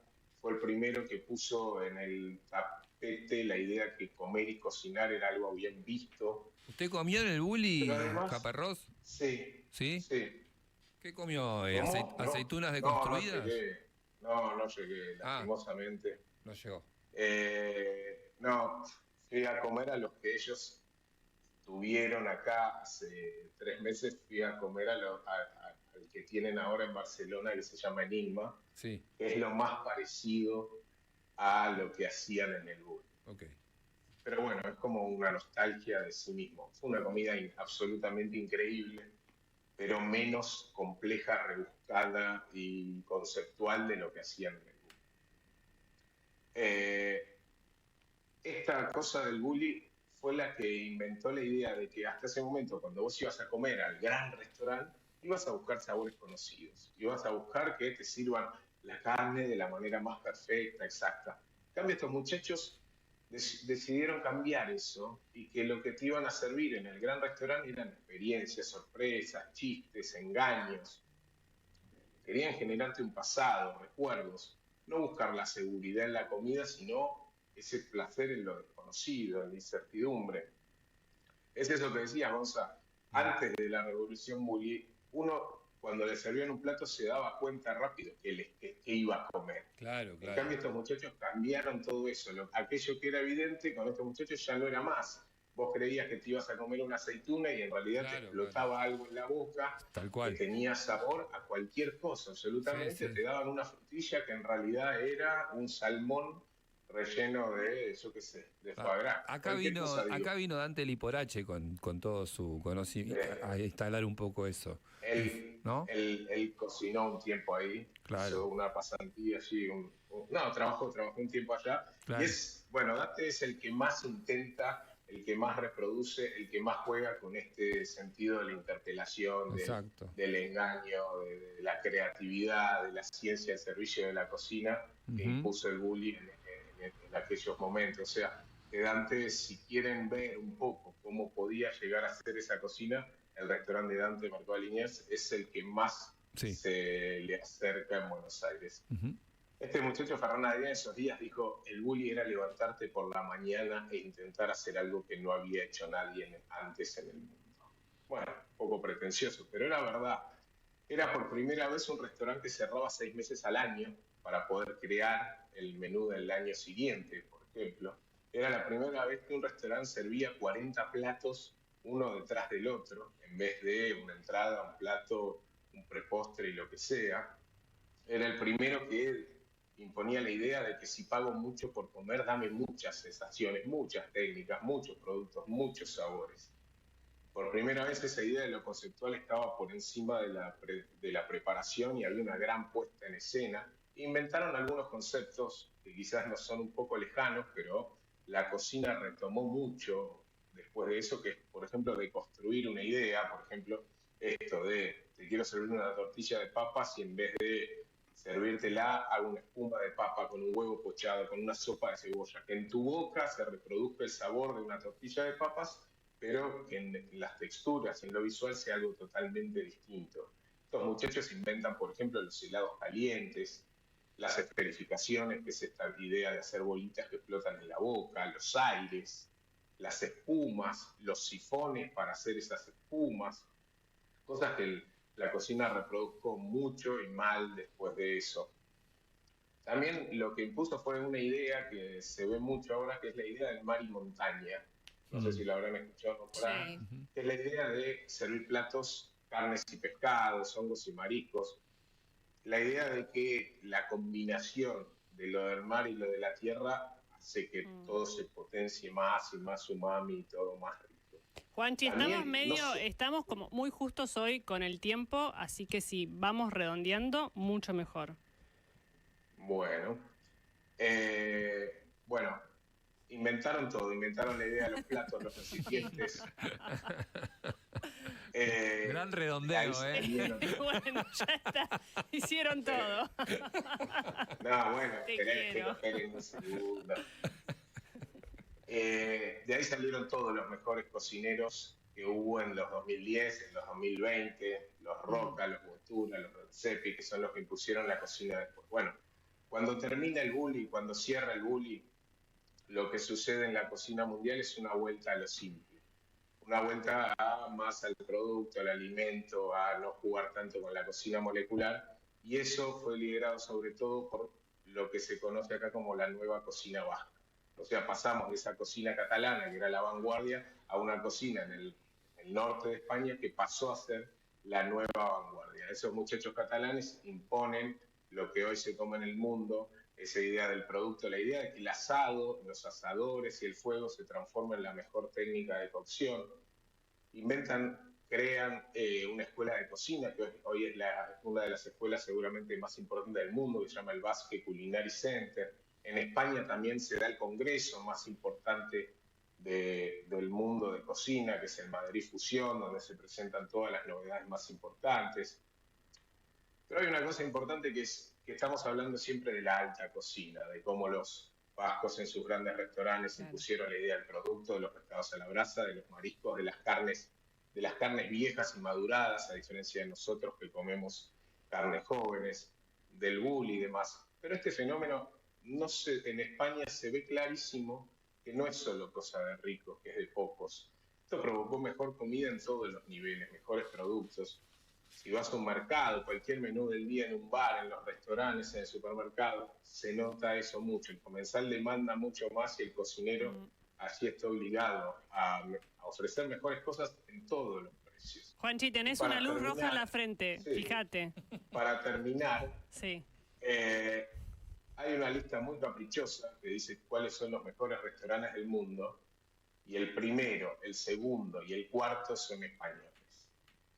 No importa realmente sus números, pero hay algo que está claro de que están haciendo las cosas bien. El primero se llama Disfrutar y está en Barcelona. El segundo es este asador vasco que impuso la idea del asar, se llama Asador Echevarri. Y el cuarto se llama Diverso y queda en Madrid. Así que sí, parece que inventaron todo lo que se impuso en la cocina mundial en los últimos 30 años y son seguramente la mejor cocina. Bien, ¿dónde encontramos todo esto? Podrán encontrar todo esto y más en sinreservas.com.ar o en Instagram, sinreservasok. Abrazo grande, Juan. Tartu Fight. Qué lío que tiene el Duki, como le dicen ustedes que son jóvenes, el Duco. ¿En serio, el Duco? Claro, ustedes los jóvenes le dicen el Duco. Vos sí ni se había enterado. Nosotros que somos de antes le decimos el Duki cuando era el Duki. Sobregirado. ¿No? Duco, por favor. Duco, ahí va, Barbaro que es joven le dice el Duco. Por Diego Leuco le dice, porque como es amigo de Diego Leuco le dice el Duco, no porque es joven. No importa. Es amigo de un joven. Pero no importa cómo me llega. Para mí es el Duco. Usted me embarra, yo lo embarro. O sea, es así. Yo no estoy embarrando es a ojo por ojo, diente por diente. El que le dijo Añosa fue el señor Tartu. Yo dije, yo le digo Duco. Y usted me dice, por Diego Leuco. Bueno. No le gusta que le digan Añosa, no le gusta que le digan Milf. Muchos problemas hay con Jessica. Le gusta, me parece. Está sobregirado el Duki, ¿no? Un poquito sobregirado, ¿no? El tema que está siendo cancelado en este momento es el Duco / Duki. Hizo varias juntas. Primero se viralizó un video masturbándose. Me lo perdí. El otro día viste que hablamos del Paraguay. ¿Esto es real? Es real. Ahora Gonzalo te lo manda. No, lo tengo. Me llama la atención lo del Duki, pobre. Me da pena. Pero todo esto tiene un contexto. ¿Por qué se empieza a viralizar el video de la masturbanda del Duki? Porque ha sido acusado de ser infiel a Emilia. Está en mi quilombo. Sé toda la historia. No da eso, ¿no? No da, porque Emilia es linda, aparte. Bueno, igual que no si tiene fuera nada que ver, fea, ¿no? le Claro. No da. Tartu. No, bueno, pero... Cancelemos a Tartu. Siga. Es todo un debate ese. Todo pelota, siga. Es un debate, como le diría Gonzalo Sánchez, es un debate para mesa. Me gusta decir. Sí, ese debate. Buen tema para mesa. Buen tema para mesa. Ya tenemos dos. Ya tenemos dos. El tema es así, apareció una dama mostrando chats con el Duki, donde, mensaje de Instagram, y él diciéndole, te amo, lindos ojitos, y a ver ese culitón. ¿Viste? Una cosa rara, porque no es ni culito, ni culón, es culitón, ¿entendés? Entonces, a partir de ahí, esta usuaria es interpelada y dice, bueno, no nos creemos que tus chats con el Duki son reales. Y ella agarra su teléfono, agarra un tercer teléfono y graba para que vean, che, en mi teléfono tengo estas conversaciones, y efectivamente son conversaciones con el Duki. Hay gente que dice que están editadas y tal, pero bueno, hay un fandom del Duki que le justifica todo, o le justifica todo a Emilia y tal. Justo en ese contexto, digamos, sexual, aparece el video de la masturbación. 2 ítems más de cancelación que le están llegando. Viste que está en España. Valencia, claro. En Valencia dijo que gran parte, no digamos gran parte de lo obtenido en la recaudación de sus shows va a ir a parar a las víctimas del Dana que ha sufrido Valencia. Y acá lo empezaron a castigar. Duki, acá nunca hiciste lo mismo, le dijeron. Acá tuviste víctimas en La Plata, acá, y acá siempre te las llevaste todas. Fuiste a Vélez, lo llenaste y te las llevaste todas. Vas a España y te haces el bueno con los de la edad. Lo mataron al Duki. ¿Qué pasó? Ahora venía una entrevista con el diario El País. Sí. Que dijo, sí, eso sí lo vi. que no dijo, pregunten por Milei. Ahí, dale. No, que pidieron que no se le pregunte por Milei. Ahí está. Sí, que no bien de artista de generación de cristal argentino. Que la gente del Duki le pidió al país que no le pregunten al Duki por Milei. ¿Por qué? Porque no quiere contestar. Pero el país lo contó. Claro. Estuvo muy bien. Se aterran nuestros artistas. La otra vez le habían preguntado a Emilia Mernes por política. Nada, un estándar. Che, ¿qué te parece ahora lo que está sucediendo con el recorte de subsidios a la cultura del gobierno de Milei? Se quedó frisada. Buscá el video, es increíble. Se queda frisada así. ¿Qué es recorte? ¿Qué es cultura? ¿Qué es Milei? Empieza a buscar con la mirada a la gente de la discográfica y se cruza uno de la discográfica como se llama Tom Cruise en Misión Imposible y dice, no, Emilia de esas cosas no habla. Y Emilia ahí dijo, Es que lo de Milei lo sabía bien porque yo estaba en España el día que tocó en el Bernabéu, el Duki. Claro. Y Duco. El Duco. Y era impactante ver que era impactante. Llenó 2 veces, 2 noches el Bernabéu. ¿Entendés? O sea, paralizado Madrid por el tipo, por el Duki. Entonces en el país, la apertura de espectáculo del país era la entrevista con Duki. Y el cronista del país empieza la nota diciendo eso. Dice, vamos a hacer una entrevista con Duki, Duki es un fenómeno, de movida, su gente nos pide que no preguntemos por Milei porque de eso el Duki no quiere hablar. Volvió a suceder. Ahora, en la nueva tanda, volvió a suceder porque tienen miedo de hablar de política. Creo que básicamente porque no saben de política tampoco y creen que cada cosa puede ser mal interpretado. Último, y que les agrega una crítica durísima de la Rolling Stone, que fue quien también los ayudó con el Quinto Escalón. Lo editaba en ese momento la Rolling Stone, Juan Ortelli. Y básicamente acompañaron todo el crecimiento. Escucharon el nuevo del Duki, no sé si has tenido la oportunidad de escucharlo. Mi hijo lo escuchó. Tu hijo lo escuchó. Sí, ¿Le gustó? Por osmosis me llega. Sí. ¿Le gustó? Le gusta más Trueno a Rocco. Mira, porque la crítica especializada dijo... No me mire con esa cara, Busi. No. Está bien, Roquito La crítica sabe. especializada lo destrozó, dijo, bueno, evidentemente estamos viendo a un Duki rico, con los bolsillos llenos de dinero, que no tiene absolutamente nada para agregar. Momentos de cancelación para el Duki, así que no creo que lo vayan a invitar a lo de Susana. 12:50 ha sido el aporte de Tartu a la confusión general.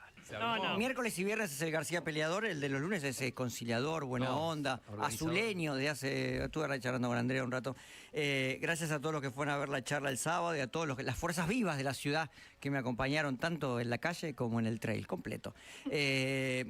Se corrieron este fin de semana varias carreras, habíamos anunciado la carrera UNICEF, más de 4.000 corredores, una carrera benéfica. No me gusta el amiguismo, pero la que ganó la categoría femenina fue Mercedes Pireda, que es amiga mía, entonces le mandamos un abrazo. Y en la categoría niños, Julieta Perotti, la hija de mi entrenador, también ganó, así que ya está. Qué bien. Y José Félix Sánchez en masculino 10K, por supuesto. Estamos hablando de los chicos 2 kilómetros nada más. Se empezó a entregar medallas en la carrera UNICEF, y esto es un detalle breve, lo voy a hacer. La carrera UNICEF no entregaba medallas, porque como era una carrera benéfica, gastar en medallas significaba donar menos. Pero claro, ¿saben cuál es el problema de la medalla? La medalla es uno de los elementos de marketing más importantes que tiene la carrera. Todas las medallas terminan en los cajones de los corredores porque las guardan o las tiran o lo que sea. Pero lo que se conoce como Medal Monday, ¿sí? Lunes de medalla, es la forma en la que la carrera al día siguiente te aparece en 5.000 redes sociales. Entonces, Es un detalle. Después hay maneras de arreglar eso, que la plata de la medalla venga por otro lado, pero es un detalle muy importante. Esa publicación de los lunes, que todos los corredores conocemos, es clave para ver la repercusión de la carrera, porque en esas publicaciones te aparece si la carrera estuvo buena, si la gente la disfrutó, cómo fue la jornada. Es como cuando uno busca carreras en las noticias, no te aparecen las carreras en las noticias casi, salvo que sea en Nueva York, en general no aparecen, tarda mucho. Hoy la información de cómo fueron las carreras está en las cuentas de los corredores, tan simple como eso. Los corredores son los que terminan haciendo la evaluación de las carreras. Así que bueno, otra edición de la UNICEF, se corrió los 21 kilómetros de Mar del Plata, otra gran carrera, 11.000 corredores, se corre también ahí 10K, es también una de las grandes carreras del calendario. Es difícil Mar del Plata, yo corrí hace muchos años el medio maratón, sube y baja, te agarra un viento y agarrate, pero bueno, nada, después te juega unos fichines al casino, te va con Porcelio Olmedo, no sé qué se hace ahora en Mar del Plata. Un saludo a la gente de Mar del Plata, es un chiste, ahí está el Team Malgor y todos los amigos, muy buenos corredores tiene históricamente Mar del Plata. También se corrió la K42 en Villa Langostura, otra carrera histórica, tiene 42, 15K. Como siempre, también repetimos, correr en calle significa cegás, vas a la largada, tenés asfalto, el clima es bueno, el clima es malo, te desmayás, te agarra uno que está al costado, pero básicamente está todo bajo cierto control porque salvo que correr es muy exigente, estás en una situación contenida. Cuando vos corres en la montaña, es muy diferente y la K42, como toda carrera de montaña, es una gran carrera, tiene un clima que puede cambiar de un momento, no de un día para el otro, de un momento para el otro. Y este fin de semana el clima no ayudó, hubo que cortar la subida más alta porque no se podía, no podés subir a un montón de aficionados a una carrera en un lugar donde hay cierto riesgo. El riesgo que puede empeorar, aparte, en una montaña no son en una hora te cambió el clima, no, te cambió en un minuto el clima y agarrate. Entonces los aficionados que tardan más tiempo en pasar por la parte alta de la montaña, tardan el triple, 4 veces más que el que va primero, tuvieron que hacer algunos cortes. Llovió, nevó también, las fotos son espectaculares, los paisajes son increíbles y siempre el consejo para todos los que hacen trail, respeten al organizador, es ley. Si no te gusta eso, no vayas a una carrera de trail. Si te dice no vas por acá, no vas por acá. Si se acabó el tiempo, no puedes correr, listo. Si se suspende, se suspende. Las carreras de trail son para cuidar a la gente, que las decisiones sean tan tajantes. Y por supuesto, cuando te dicen elementos obligatorios, ¿sí? La famosa manta térmica, ¿sí? Para mantenerte caliente en el caso de que te lesiones, te caigas y estés en una zona fría, es obligatoria. El abrigo extra es obligatorio. No, me pesa, señorita, me pesa, me molesta. No, es obligatorio. Pero los de elite no usan todos los elementos obligatorios. Ellos son de elite, que hagan lo que quieran. Vos protegete a vos mismo y tu cuerpo en una carrera. Así que igual la K42 se hizo y es una de las grandes carreras del calendario. Insisto, yo la he corrido, es realmente hermosa, la organización es muy buena y a veces hay que tomar estas decisiones. Lo lindo del trail es eso también, que un día te puede nevar, un día te puede hacer calor, necesitas el triple de hidratación, a veces necesitas menos. Y se corrió, hablando de historia, y para cerrar, se corrió la que tendría que ser el maratón más importante del mundo. Y sí. Que es el maratón de Atenas, ¿sí? La maratón clásica de Atenas le llaman. Pero claro, ¿por qué? Porque se supone el maratón nació en Atenas. Claro. No históricamente, hablo de 1896 para los Juegos Olímpicos, ¿sí? Dijeron, vamos a hacer una carrera que evoque aquellos eventos y la historia de Filipides, etcétera. No vamos a contarla todo hoy. La batalla de Maratón. Exactamente, toda la historia. Apócrifa, verdadera, falsa, no nos importa. El Nike de Nike es el mensajero. No conozco ese Se llama Nike el mensajero en griego antiguo. No conozco eso. No, hasta acá vamos. Acá tiramos un poquito de sabiduría, no es Wikipedia eso. No, siga, perdón que me le metí en la No pasa nada. Como no hay tiempo y dije que le iba a contar otro día, no pasa nada. Es un chiste. En los Juegos Olímpicos de la era moderna se instaló esta carrera a la que se le llamó maratón y eran 40 kilómetros. Con el tiempo fueron 42.195 metros. Y uno dice, bueno, si corres en Atenas y vas al Panathinaikó, al estadio donde se hacían esos juegos, donde de hecho en 1896 y en el 2004 terminaba el maratón, se supone que tenés que ser el maratón más importante del mundo. Es una de las que todo el mundo quiere completar. Pero ¿qué pasa? Tiene 21 kilómetros de subida la carrera. No me extraña que Felipe haya crepado. Una carrera muy difícil y no es tan linda. Tiene esa llegada que es histórica, que es increíble, que es maravillosa, pero te agarra en un mal día 21 kilómetros de subida Obviamente que no haces ni mejor marca, ni nada que se le parezca, pero se sufre y se sufre mucho. ¿A dónde es la llegada? En el estadio. Vos llegás al estadio y sos un olímpico, literalmente. Estás ahí. Atenas no es linda ciudad. Sos leyenda. No voy a opinar sobre Atenas. Como Loma de Zamora, pero con la Acrópolis. Listo. Cerremos todo acá, nos Creo vamos. que se arruinó todo. Reno García, las palabras. No remate. La provincia incendiada de mi amigo Axel Kicillof no es remate nunca. Perdón, nunca. García, hoy me gustó su columna. No, yo le agradezco mucho, pero quiero recordarles eso. Nada que esté bajo las garras del enano marxista puede ser comparado con Grecia. En talla baja se dice. Talla baja. Talla baja, perdón, mala mía. No, Atenas es una ciudad muy importante. Todos coinciden en que tiene, obviamente, un interés turístico central y que después lo bello de Grecia está en otros lugares, por supuesto, pero la carrera es lo que nos importa. La carrera se volvió a tener una edición. Todos los maratonistas, más tarde o más temprano, se hacen ese viaje. Algún día lo haré yo también, para correr esta carrera. Ni por asomo es una de las mejores, ni por asomo, obviamente no es una de las más fáciles. Queda muy atrás en la lista. Es como las históricas. Hay muchas carreras históricas que la gente decide no correrlas porque no te devuelve el evento, ¿sí? El placer de ir hasta a compartir la historia. Así que bueno, si algún día voy a Atenas les cuento qué tan linda es. Por ahora vamos a dejar un manto de piedad. Es histórica, es importante. Un saludo al varón Pierre de Coubertin. Bien, por ahora vaya a Lomas de Zamora. Sí. No. He estado en Lomas de Zamora. ¿Qué se piensan, gente? Ay, gracias, García. 2 minutos pasan de la 1 de la tarde y ¿saben qué? ¿Qué? Chau, chau.